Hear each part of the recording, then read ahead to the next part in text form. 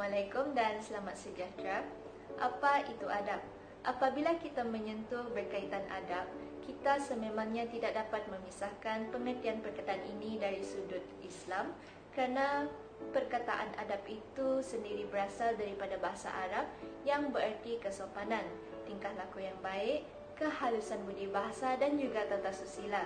Dalam konteks penggunaannya dalam masyarakat sekarang, maksud adab juga berkait dengan etika atau tata cara yang baik untuk melakukan sesuatu pekerjaan. Bagaimanapun, adab bukan datang secara semula jadi. Ianya perlu dipupuk sejak kecil lagi. Keluarga, guru dan masyarakat menjalankan peranan yang penting dalam memupuk adab dalam diri anak-anak. Adab ni penting dalam situasi seharian kita, terutamanya seorang pelajar. Contohnya seperti adab dalam kelas, adab dengan guru, adab menuntut ilmu dan banyak lagi. Walaupun sekarang tengah hangat dengan isu semasa iaitu virus corona, di mana situasi ini menuntut pelajar untuk belajar secara atas talian, adab dalam kelas juga masih perlu dipraktikkan oleh pelajar.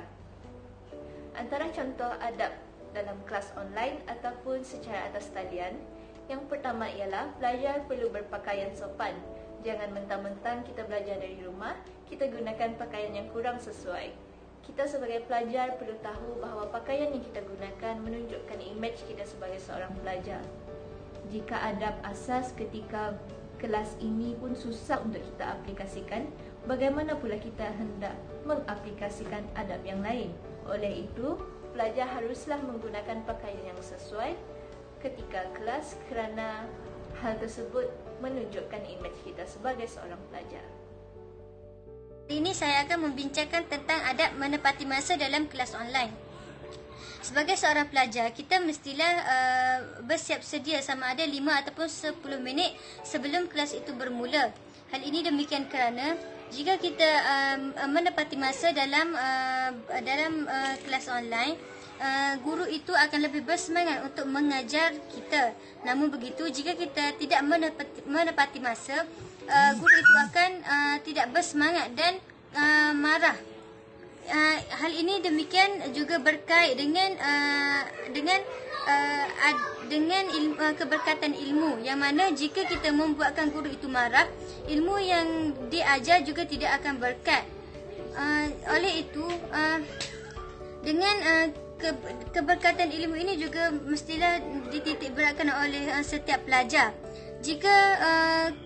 Jika keberkatan ilmu ini diambil mudah, ia akan memberikan kesan dalam kehidupan kita pada masa akan datang ataupun dalam pembelajaran kita. Memandangkan proses pembelajaran kini telah berubah kepada atas talian, adab kita sebagai seorang pelajar haruslah dijaga, terutamanya adab berkomunikasi dengan masyarakat dan adab berkomunikasi di dalam kelas online. Sebelum memulakan pembelajaran, kita seharusnya memberi salam terlebih dahulu kepada pensyarah sebagai tanda kita menghormati mereka. Terusnya, berkomunikasilah dengan pensyarah jika terdapat masalah yang menjadi penghalang untuk belajar seperti tiada rangkaian internet. Terangkan kepada pensyarah perkara sebenar melalui chat secara personal kepadanya. Semasa pensyarah sedang memberi penjelasan, pelajar seharusnya menyurutkan aplikasi mic dan jika hendak bertanya soalan, pelajar perlu bergilir-gilir dengan rangkaian. Ini mengelakkan pelajar daripada membuat bising semasa kelas sedang berlangsung. Setelah bahawa adab berkomunikasi perlu sentiasa dijaga, terutamanya kalian agar ilmu yang diterima sentiasa diberkati olehnya. Seterusnya, fokus dan beri perhatian secara sepenuhnya. Beri perhatian sepenuhnya di dalam kelas. Walaupun pensyarah tidak dapat melihat anda secara penuh, namun penting untuk anda kekal fokus tentang pengajaran yang diberikan. Hal ini dikatakan demikian kerana ilmu akan lebih mudah difahami apabila pelajar menumpukan perhatian dengan sepenuhnya. Namun begitu, terdapat segelintir pelajar kurang menumpukan perhatian seperti tidak mendengar dan membuat perkara lain ketika pensyarah atau guru sedang mengajar.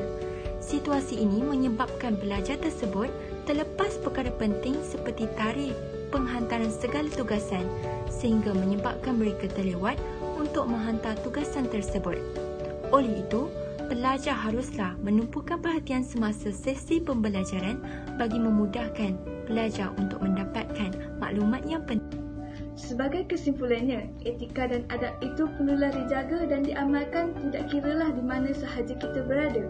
Keberkatan ilmu itu juga dikatakan berkait rapat dengan adab yang kita amalkan semasa kita menuntut ilmu.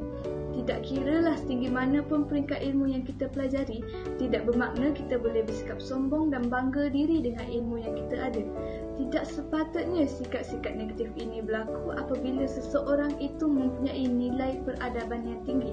Sebaliknya, sikap-sikap positif perlulah ditunjukkan dan diamalkan oleh individu itu.